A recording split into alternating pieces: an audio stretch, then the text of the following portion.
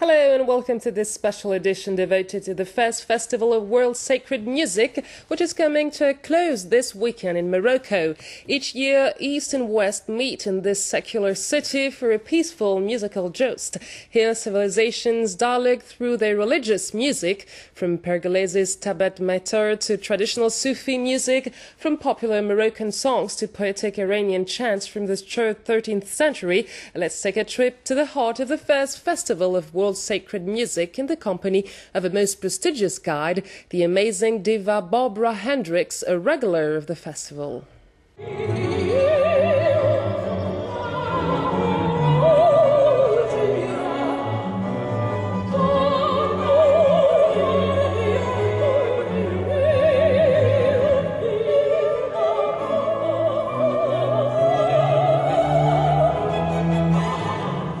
This is the third time I've been to this festival, and I think it's a wonderful festival because it's spiritual music that speaks to our souls, and I think it goes above our many differences that we have, and we need that conversation today more than ever. I think we're often hearing monologues and not very much conversation, and we get to come here with music that is meaningful and share it and listen, and I think for the audience that gets to come to this festival, it must be wonderful to have this opportunity.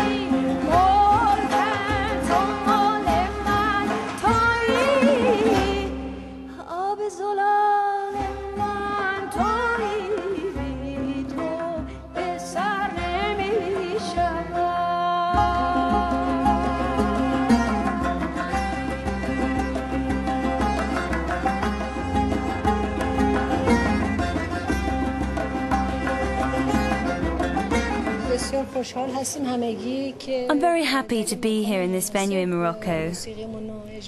I think our traditional music has its roots in this place.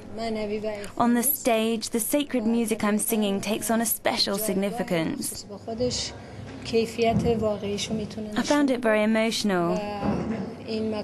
I felt a sense of shared spirituality with the public.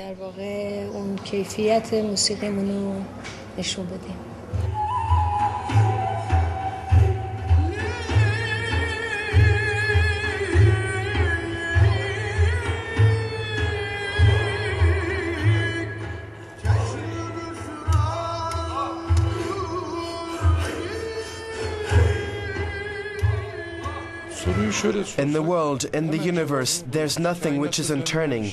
When we turn, we wonder why others aren't turning.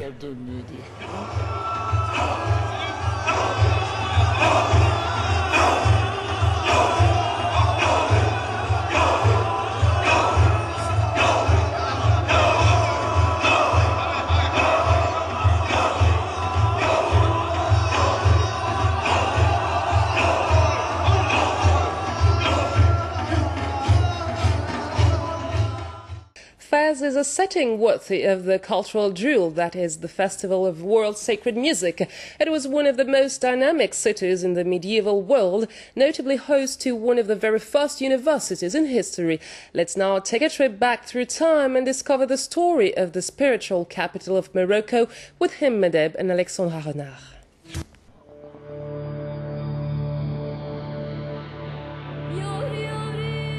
Fez was founded in the year 789 by the Idrisid dynasty. It doesn't look like it's changed much since then, with its majestic ramparts, monumental doorways and narrow streets. The two main areas of the city were founded by refugees in the 9th century. 20,000 people fleeing a rebellion in Cordoba gave their name to the Al-Andalus quarter, while refugees from the Tunisian town of Kairouan are remembered in the name of Fez's other main neighbourhood.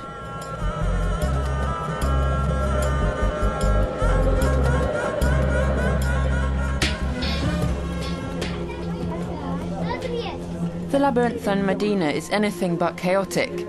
Each craft has its network of streets, from the most wealthy to the most humble.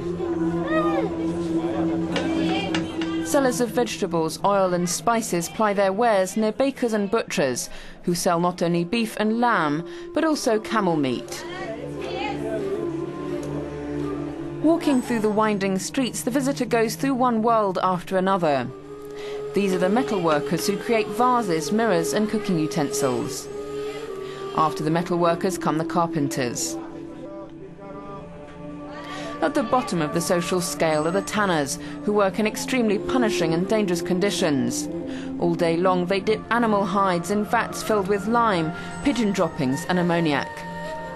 Natural products are used to dye the leather. These include poppy, mint, indigo, coal, henna and pomegranate.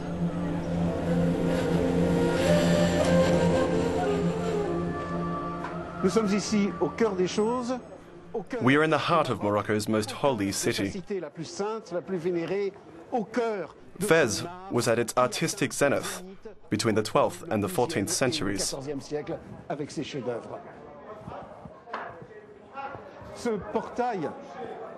This door at the Quranic school of Abu Inaniya, made in the 14th century, exemplifies the symbolism of architectural decoration in Islamic art. De la décoration d'architecture en art sacré islamique. Les éclats du soleil. Rays from the sun and from the stars.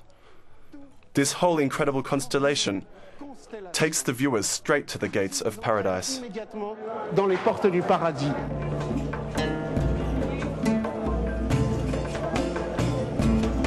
Ce qui fait la magie de l'art qui nous est légué. What makes the art that our forebears have handed down to us so magical is that when we contemplate a sculpture, an intricately worked door, a garden, or a miniature, we become contemporaries of the hand that sculpted the work. Time no longer exists. When we look at one of Fez's great doorways that were carved at the time of the Marinids or the Almohads, we are transported back to the time of the Marinids or the Almohads. And that's why these monumental buildings, which, by miracle, have survived up until now in a sometimes ugly world, are oases where we are suddenly in aesthetic and sensual communion with some of the greatest moments of history. Behind the walls of the Medina lie well-hidden riads. The gardens of these grand houses are oases of calm and beauty in this bustling city. And we've come to the end of this special edition devoted to the Festival of World Sacred Music in Fez. Thank you for watching and see you soon for a new Culture magazine.